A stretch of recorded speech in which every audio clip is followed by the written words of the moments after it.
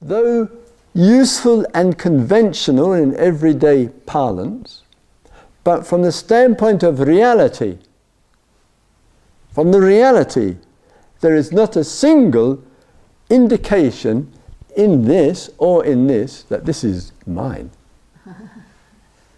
There is nothing in the elements to show this is mine. Not a thing. So the Buddha's Dharma acknowledges the conventional, the world of I and my. It's not to negate it. It's not a teaching of there is no self. It's not in the Dharma teaching at all. But to have a perception in which the primary perception is this, in this case we're taking the forms here, form of the body, the form of the recorder, the form of the camcorder, seeing it free from the I and the my, because there's nothing to show I and my in the form.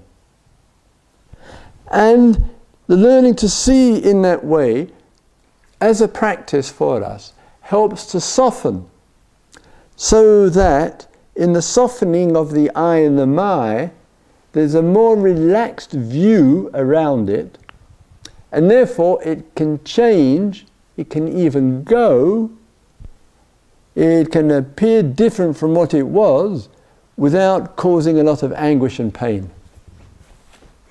Wherever we have a lot of anguish and unhappiness and distress, fear and anger, the only reason for it to arise is due to an excessive degree of I and my.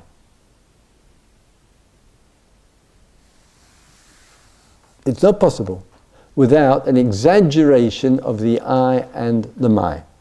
So if, for example, take the simple object of the recorder here, if I have a very strong holding, this is mine,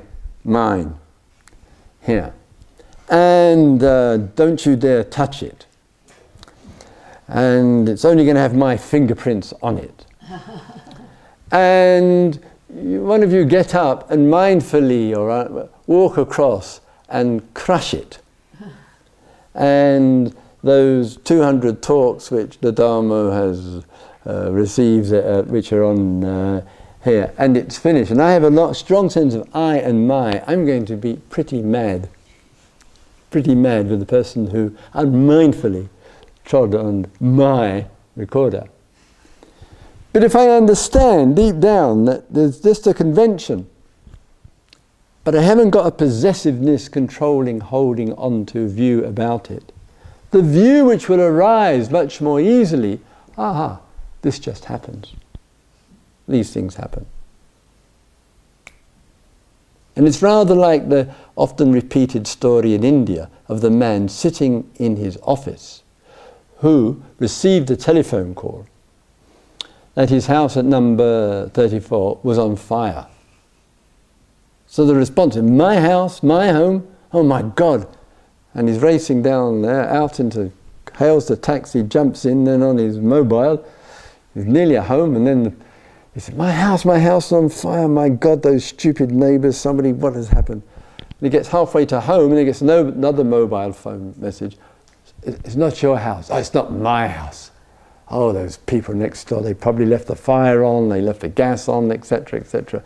And all the anger and the tension has gone out. Oh, it's not mine. And then he gets near the place, he sees all the fire engines. Oh God, it is my house. And the whole relationship to the way of viewing is all bound up, whether it's mine or not mine. And Dharma teachings are an encouragement to see things as they change, as they become, in such a way that we lower the temperature of the I and the my. And this is a new, it's a kind of, not new, but a teaching of selflessness, a teaching of non-self, a teaching that things are just in process. So just as that view is taken with regard there, also and equally with the feelings and our emotional life.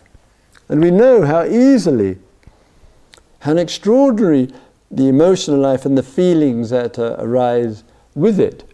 And once again, fine and appropriate to use the language of I there.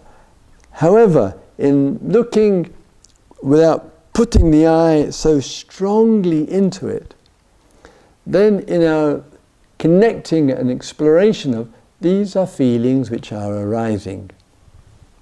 These are feelings which are being experienced. These are feelings which I was experiencing and now have gone away. And that is dropping out of the language and the view and the interpretation, the world of I and my, which often places pressure on us anyway, and learning just to feel what the feeling is. And this exploration of the feeling life is a vitally important one, but we have to watch very carefully with this, again, particularly in the cultural times that we live in, that human beings are not all the same. And rather unfortunately, there is a lot of, I think, sometimes exaggerated pressure in the language of the heart. Those people who are unfortunate enough to write books, the last 5, 10, 15 years or so, you almost guaranteed that if you wrote a book, a spiritual book or psychotherapy book, and you had the word heart in it, it would sell several hundred copies because it had the word heart in it. But if you use the word head, there'd be no interest. Heart, everything was about the heart, the heart, the heart, the heart, the heart, there. The actuality is we're all different. And in the Dharma, the word citta, C-I-T-T-A, I think, embraces heart and head simultaneously. And what happens is there's a kind of prejudice towards the heart, those with heart. You know, Jack Cornfield had this mega seller. He's a very dear friend of mine. He'll forgive me, but he probably won't for saying this. Called A Path with Heart. You know, it sold, you know, mega numbers. You know, if it was A Path with Head, it would never have had very much appeal. But you've got that word heart in, you can't go wrong with it. And I said to him, I was thinking of writing a book, no path and no heart, but anyway. So there's the world of the heart, but people are different. And sometimes those with heart, you know, the so-called feeling types, that means the I lands with the feelings more than it lands with the thought, or more it lands with, have got a little bit of ego around it. And a little bit of egos, you know, they're a very heartful person, very warm-hearted, very nice and very kind, and they feel and very sensitive. And other people whose mind is more developed. Perhaps the person is an academic. Perhaps the person is an interpreter or a translator, or has engaged a lot of analysis, or is an accountant, or whatever it might be. Oh, those poor people. They're stuck in their head. You know, they're just intellectuals. You know, I mean, they're just really, you know, pathetic. Yeah. But we people of the heart. I mean, it's a kind of racism, isn't it? You know, they put down the intellectuals, you know, etc., and just have, you know, heart people there. And rather than seeing what really is, the eye has landed in the heart. And it's there, and it feels good. And for others, if their eye has landed in the thought and in reason and in analysis and in interpretation or whatever, then that gets rubbished, it gets dismissed. And it's not allowing for the diversity.